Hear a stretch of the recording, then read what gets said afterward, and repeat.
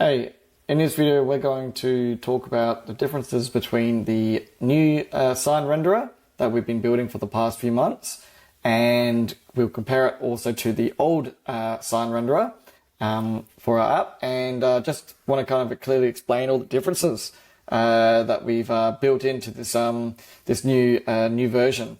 So the kind of key concept here is we basically improved upon all of our existing designs that we built in feature set, and we've also added a couple of new features.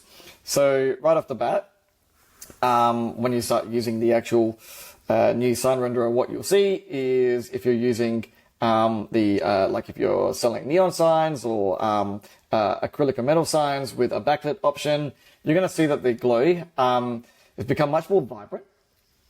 So we've improved that. So the actual color reproductions it's hard to illustrate in this video, but it's just something that you can just go to our demo website, demo.signcustomiser.com, and then you can see for yourself as all the new demos have been updated to use the new renderer. And that's one of the first things. The other thing that we've done is one of the first things that we've done as well is we've really taken the time to improve how these measurement lines are traced according to the shape of the letters of the sign. So for these types of fonts, it was the old version, and I've just got the old version here as well. So for these types of fonts, the simple, like a more blocky kind of fonts, there was still, like you can see even here, there's a bit of a gap, right? When it came to, say, so like if you look at Sorrento here, this type of font, a more cursor font, it's greatly inaccurate. This is the old renderer. Now, if I was to compare to the new renderer, you see how the lines, the height and the width perfectly align to the utmost top of the letter, to the utmost bottom of the letter, and for left and right as well. And this works for any combination, and it will any kind of combination of font or letter. It's just going to work now, and it does a really good job of accurately displaying. We've always measured the signs accurately. It's just that we never could display the two measurement lines, and I think that was confusing a lot of merchants, but also customers as well. So this is something that we just wanted to basically get right. And make sure that we're doing the best we can here. One of the most exciting features that we've added is a entirely new way to actually render the backboard of the cut to shape. This is something that we couldn't do using the old CSS method of rendering signs, and so this is something that's taken a long time to do and involves a lot of math, but we've got it to a point where we are really happy with it.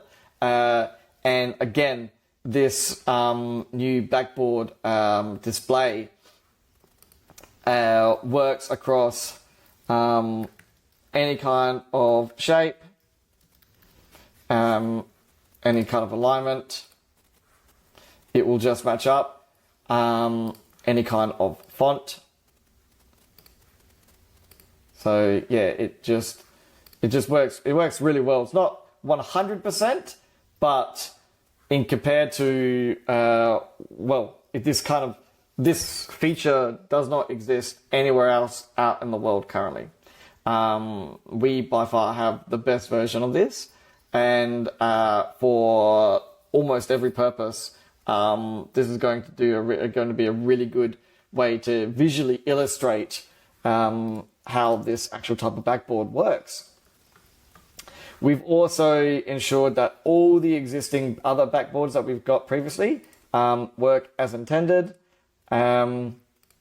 Yeah, so they're all still here.